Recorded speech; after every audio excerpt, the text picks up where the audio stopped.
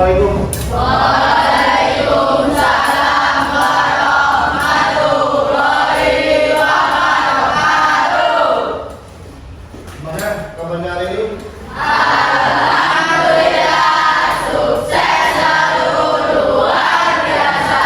Sekolahku Maju, jadi satu. bisa berkarakter, berilmu, santun, dan asli. Terus semangat lagi kita tepuk tangan bersama. Oke, untuk memulai pelajaran pagi ini, ketua kelas silakan memimpin doa. Bapak Bayan Sari, silakan. Maju siap gerak, maju siap gerak, maju istirahat gerak. Kita mulai pembelajaran maka kita bersama menetap sama dan keinginan masing-masing. Doa mulai. Bismillahirrahmanirrahim. Wabillahi rabba wa bil islami dina wa bi Muhammadin nabiyya wa rasulah. Rabbi zidni ilma warzuqni fahma ya rabbal alamin. Ustaz, beri salam. Assalamualaikum warahmatullahi wabarakatuh. Waalaikumsalam warahmatullahi wabarakatuh. Oke, pagi ini kita lanjutkan dari pertemuan sebelumnya. Kalau sebelumnya itu kita sempat belajar Daulah Umayyah yang pertama di kota Damaskus atau Baghdad. Damaskus, ya kan? Nah, sekarang kita geser ke Andalusia. Ada yang tahu di mana Andalusia? Spanyol. Betul kan? Betul ya, di Spanyol. Tetangganya Real Madrid. Tahu Real Madrid? Ini tahu. Barcelona tahu? Paling dekat dengan Barcelona daripada Real Madrid. Karena Andalusia itu kira-kira daerah Castilla. Nah, untuk memulai pelajaran kali ini, saya ingin bagikan asesmen formatif untuk kalian semua. Nanti yang menentukan gaya belajarnya, ya. Sebagai dulu, silakan diisi. Di sini ada pernyataan-pernyataan yang nanti akan menggambarkan citra gaya belajarmu, apakah visual, kinestetik, atau auditori. Visual itu senangnya lihat gambar biar cepet kan. Kalau auditori senang mendengar kan biar cepet kan. Ada lagi yang senangnya bergerak mendapatkan pengalaman biar dapat dia. Jadi silakan dicoba dulu.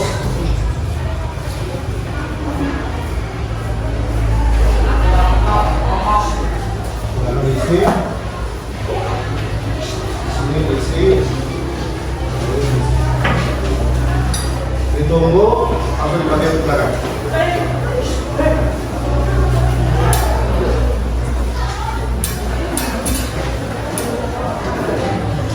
Ya.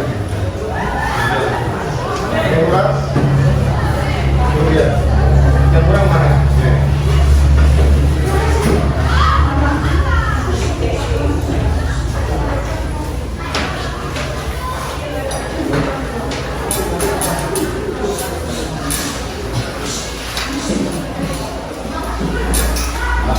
Silakan isi nama, kelas, dan centang kriteria sering, kadang-kadang, atau jarang. 10 menit cukup ya.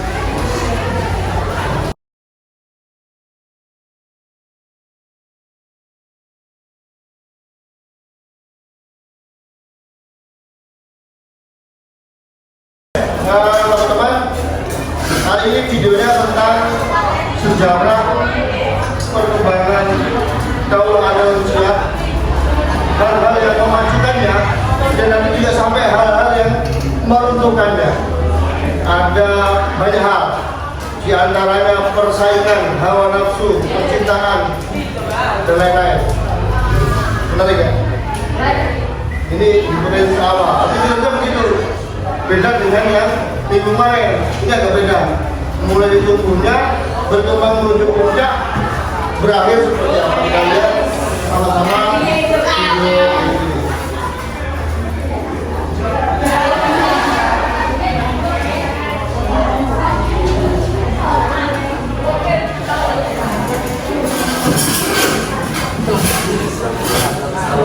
Gimana kau? Iberia menjadi sebuah taman surga yang hijau. Bagaimana berada masa keemasan serta penyesalan? Lembaran-lembaran awalnya ditulis dengan kisah kepahlawanan dan kemajuan dalam ilmu pengetahuan serta kejayaan. Tetapi lembaran-lembaran di akhirnya dipenuhi dengan pengkhianatan. Kisah ini merupakan sebuah sejarah yang menceritakan tentang kemuliaan dan kemenangan besar serta kenangan yang dilukiskan dengan air mata dan penyesalan. Bagaimanakah kondisi kita bisa sampai hingga pada titik ini? Bagaimanakah sebuah peradaban yang telah berdiri selama 800 tahun, di mana kaum muslimin telah berubah semenanjung Iberia menjadi sebuah taman surga yang hijau? Bagaimanakah peradaban tersebut dapat tumbang dengan sangat mudah? Atau bagaimanakah mungkin kota yang mana ilmu pengetahuan tersebar luas seperti cahaya yang menerangi kegelapan dapat kehilangan energinya? Apakah kesalahan dan kemunduran yang telah dilakukan oleh para pendahulu kita, serta apakah sebab sebenarnya keruntuhan dinasti itu? Ini adalah kisah lengkap yang sebenarnya tentang jatuhnya Andalusia.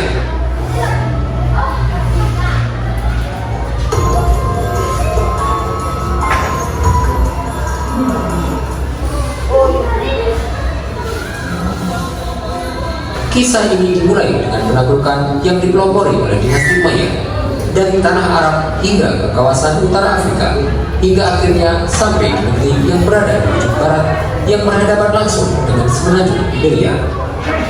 Kemenangan demi kemenangan pun diraih, dan salah satu penaklukan yang paling penting dalam peristiwa ini adalah pertempuran Wadilah yang terjadi pada tanggal 28 Ramadan bertepatan dengan 19 Juli 711 Masehi di sekitar sungai Guadalete yang terletak paling selatan dari wilayah Andalusia, di mana pasukan kaum muslimin dari dinasti Umayyah dengan pimpinan Tariq bin Ziyad berhasil mengalahkan pasukan Visigot pimpinan Raja Rodrik.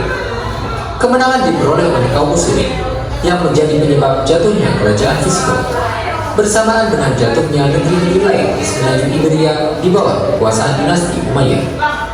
Penaklukan pun berlanjut ke daerah yang berada di sebelah utara, sampai akhirnya kaum muslimin pun dihadapkan dengan pertempuran Bilatus Syuhada pada tahun 114 Hijri yang bertepatan dengan tahun 732 Masehi, yang terjadi di antara pasukan kaum muslimin di bawah maju dinasti Umayyah di bawah pimpinan Gubernur Andalusia Abdurrahman Al-Khafiti berhadapan dengan bangsa Frank dan Burgundy di bawah kepemimpinan Charles Martel, yang berakhir dengan menangnya pasukan Frank serta kembalinya pasukan kaum muslimin setelah terbunuhnya komandan mereka Abdurrahman Al-Khafiti.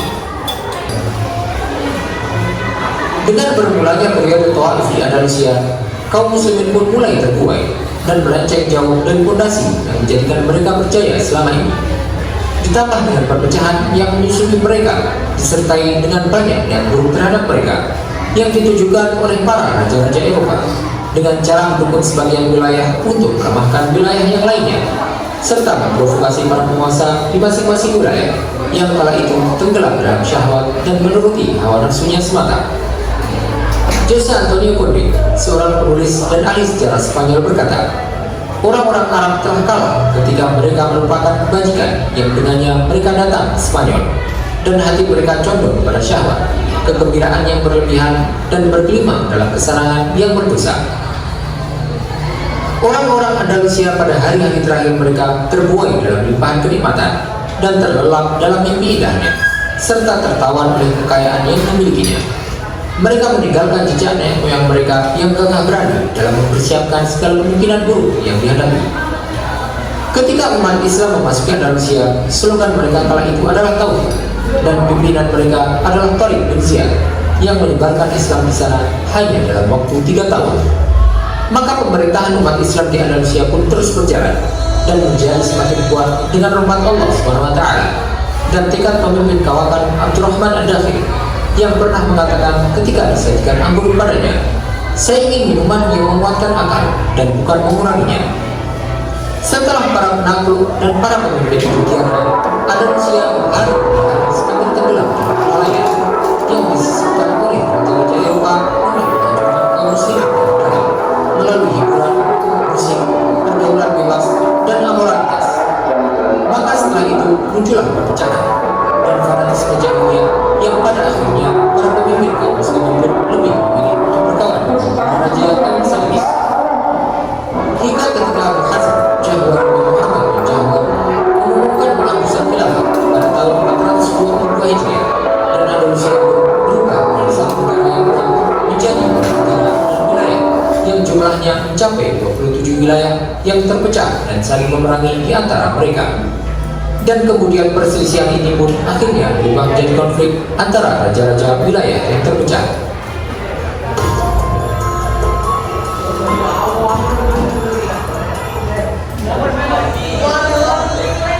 Periode Taif adalah salah satu era yang paling kompleks dan paling bergejolak dalam sejarah Andalusia. Pada masa tersebut, kesatuan Andalusia hancur, yang kuat menyerang yang lemah, dan yang lemah bersekutu dengan tentara Salib. Kerajaan Kristen di utara semakin kuat, sehingga berdirilah kerajaan Salibis seiring dengan melemahnya umat Islam, seperti kerajaan Kastil, kerajaan Aragon, kerajaan Leon, dan Mas. Dan yang lebih memperdalam luka kaum muslim di Andalusia adalah sebuah perang antara negara bagian Zundun di Toledo dengan Raja Zaragoza bin Hud, di mana kedua belah pihak tanpa malu-malu meminta bantuan kepada para raja Salibis di Spanyol untuk melawan sesama kaum muslimin satu sama lain.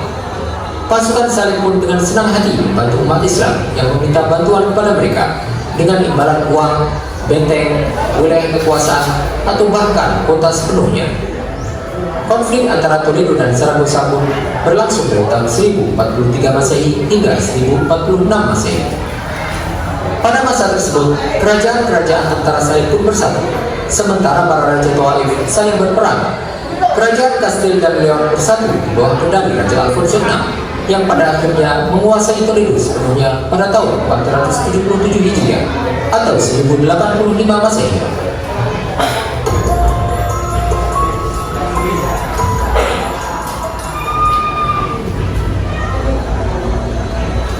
Akibat perpecahan politik, terbelahnya persatuan kaum muslim di Andalusia, serta serangan gencar kaum Frank di negeri itu, dan hancurnya benteng demi benteng, bangsa Andalusia pun kemudian meminta bantuan dari dinasti Morabito dan tentaranya yang berada di Maroko. Terlebih setelah Alfonso VI mempermalukan raja-raja tua. Sekarang silakan berkelompok berdasarkan auditori, kecenderungan gaya beragam visual, dan ya kan? Ini kalau dari gambarnya tadi, yang sini 128 geser ke ya. Yang situ mari juga gitu. Ya kan auditori kan ya? Ya, geser. Ini. Ya, sini.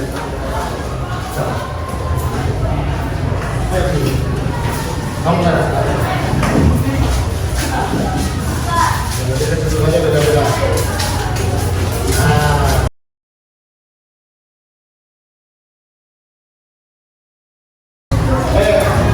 Perhatikan, saya sudah siapkan asesmen observasional, ya kan? Isinya kata libatanmu dalam keaktifan di kelompok kerja. Kelompok kerja.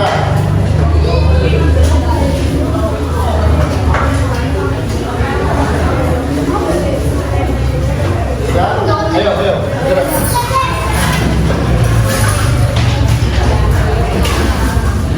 Oke, gerak. Udah ya. Gerak. Balik.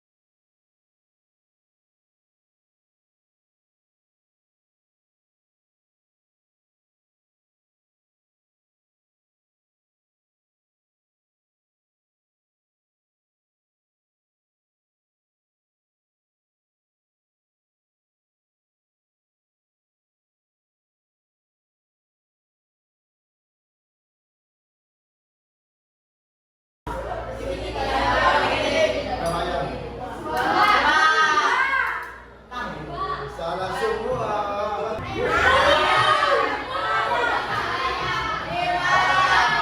Kita tidak boleh ketemu gambarnya. Kita tepuk tangan. Siap. Assalamualaikum warahmatullahi wabarakatuh. Waalaikumsalam warahmatullahi wabarakatuh. Kami dari kelompok 3 menghasilkan Ilmu yang presentasikan ilmu pengetahuan di masa manusia. Ada betul ilmu syarat, bahwa bahasa sastra, ilmu astronomi, ilmu geografi, ilmu sejarah. Pada dinasti ini para petani besar dalam bidang fiqh, Abu Hanifah, Malik bin Anas, Muhammad Idris, Ahmad bin Muhammad bin Hanbal. Toto Irfan, Ibnu Baca, Ibnu Sukair, dan Ibnu Rus.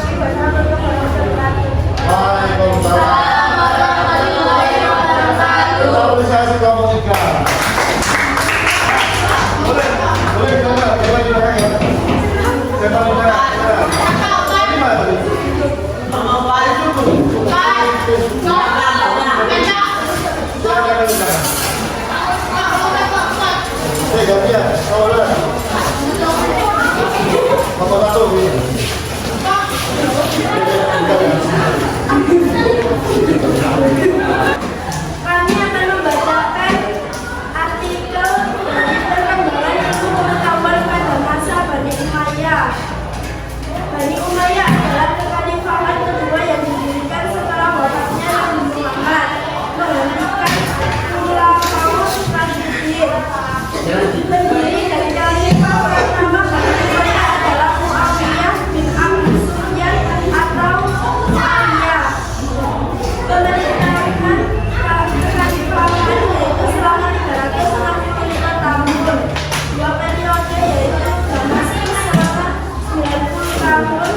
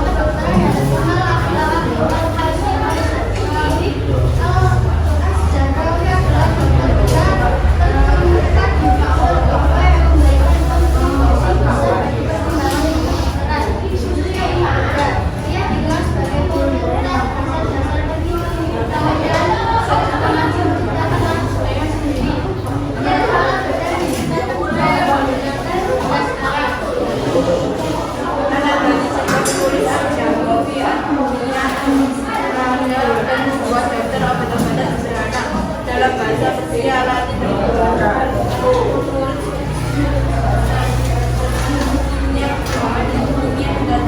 Munculnya beberapa ahli ilmiah seperti Abu salah satu menginstruksikan dari Bani Umayyah adalah Ibnu Hajar.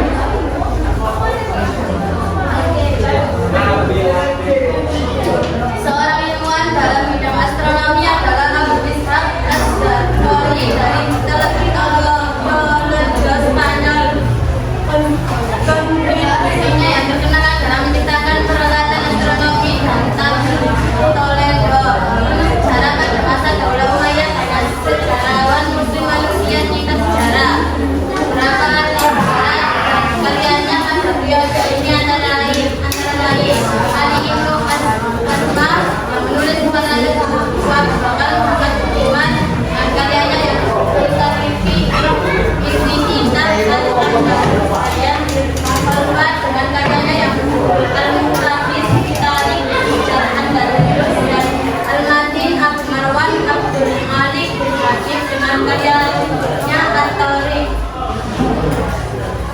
Itulah hasil makalah dari kelompok kami. Sekian, terima kasih. Wassalamualaikum warahmatullahi wabarakatuh.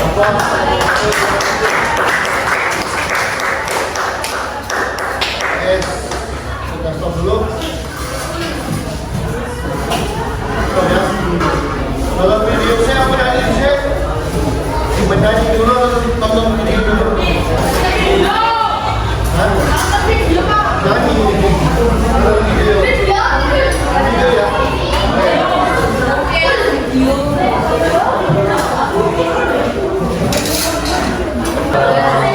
Oke, kita coba sekian. Mudah-mudahan bermanfaat. Kita kelas sekarang menuju ke dalam. Maju siapa? Maju siapa? Maju Israel matra. Pulang hari kita berdoa menurut agama dan keyakinan masing-masing. Doa mulai. Allahumma wa bihamdika astaghfirullah la ilaha illa anta astaghfiruka wa atubu ilaik. Ya, itu saja. Kita simpan kita mulai ya. Kalau bisa mohon maaf. Assalamualaikum warahmatullahi wabarakatuh.